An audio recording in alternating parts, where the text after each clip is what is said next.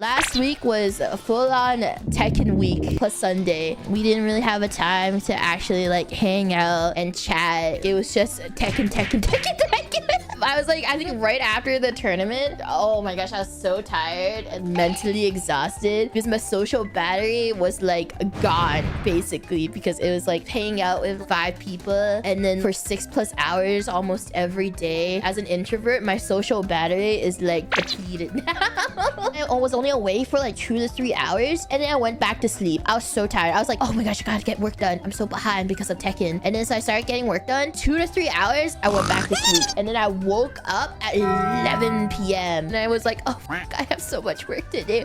But then I got distracted and only did 1 hour of work. I actually got back to work at 3 a.m. That's why I posted my schedule at 4 in the morning, because you know I've been awake 1% of the day. So I managed to get my schedule done at 4 in the morning. I am very behind on a lot of things at the moment. It was a great time. Honestly, I'm so happy I said yes to doing the Sage Jam Slam. It was a great experience and I made so many new friends. I really love Team Brawl Pro. They were great to hang out with, and honestly, never expected to win first place. The biggest upset in history when I beat SK. I think like only 5% believed in me in the Sage Jam. There was a betting pool apparently during the me versus SK match, and it was like 300k versus 1.5 million.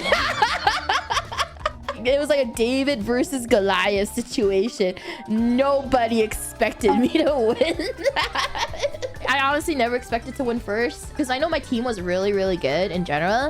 Because you know this was like the same team in the first Sage Jam Slam, and we literally have Jack Jesus, who only lost 1 game in the entire Sage Jam Slam. I expected second, but not first, because first heavily relied on me winning at least 1 game. I got invited to, you guys didn't see, there's also an Apex tournament that's happening on the same day as WrestleTuber. So I got invited to a VTuber. What? It says VTuber, but then there's like non-VTubers in there. There's I think 2 or 3 non-VTubers in there. But anyway, there is a VTuber Apex Invitational, mostly NA. Usually, like, I haven't really participated. I don't know if you noticed this, but in the past, I've never really been invited to VTuber Invitationals in like NA parts of the world, because I've been invited to more, I guess, like pro tournaments with, you know, NA pros and stuff like that, but not like VTuber Apex Invitational. I think it's also because there's not a lot of well-known Apex VTuber streamers in general. I mean, to be fair, I'm barely an Apex VTuber streamer. I'm barely one as well. Like, I'm just variety now. When they invited me, I couldn't tell them why. I was just like, oh, I don't know, God. I couldn't say like WrestleTuber because it wasn't announced yet. So then I was like, oh, it sort of conflicts with WrestleTuber because my thing starts at 4. And like, I can't move the date and time because there's a lot of people participating. So then the organizer was like, oh, we'll move our tournament. And I felt bad because they moved the tournament for me. They moved the date, the time for it like an hour earlier for me. I was like, oh, okay, that's really sweet. Okay, yeah, I can do it as long as I have time. Because I was like, oh, by the time it ends, I have to do WrestleTuber because originally they said it was gonna end at 4. And I was like, oh, I can't.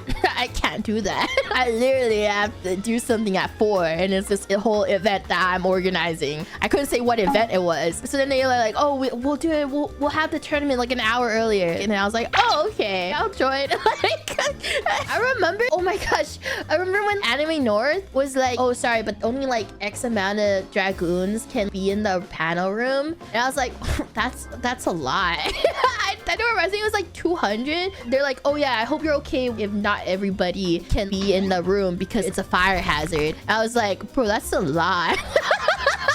And I felt so embarrassed because I was just like, I don't know if we'll even have that many people there. Oh my gosh, I want to see what I wrote because it's sort of a little embarrassing. I was just like, I think that's fine. I don't think we're gonna fill up the room. I don't know how many dragoons are gonna be in Toronto. So then they're like, no, we had this other VTuber and we had to hard cap it. And we actually get like a lot of people at our convention. I was like, oh, I'm sorry. sorry. Okay, to be fair, in the previous panels, I never really know how many people are actually... I mean, I could see there were a lot of people, but in my head, I'm just like, oh yeah, oh, here we go. The room seats 600 people, and it's a pretty hard cap from the fire marshal. And they're like, oh, and going by Shy Lily, crowd, it'll be completely full. I'll be surprised if I get 600. And then the organizer was like, okay, we're just gonna pretend you're gonna get like 1,000 plus people lining up just in case. We're not gonna not plan for this, because I was like, oh, I think it'll be fine. I don't think you have to worry about the line. And then the organizer was like, we're just gonna assume that we'll be prepared for if a lot of people line up. The first convention in the Doki World Tour. Yippee! Yeah! I'm sorry that we couldn't do a meet and greet because Anime North was like super last minute, because we saw the email from Anime North very late. At that time, they were like full, but they slid me in. And because of that, we were able to have a panel because it was the only thing that was free, I guess. They didn't have enough time to actually set up any meet and greets and stuff like that, only because it was like a last minute slip in for me. But I'm happy to still be able to do a panel at that convention. Let's see. Oh yeah, I know like some of you guys are like, when's the Minecraft server? I'm so sorry it's taking so long. We hit some bumps in the road because I was also really busy. They needed me to figure out like colors and stuff of like how the server looks like. Okay, let me show you a before and after. We will redecorate this later. Okay, I know the colors right now, they might not be like the best.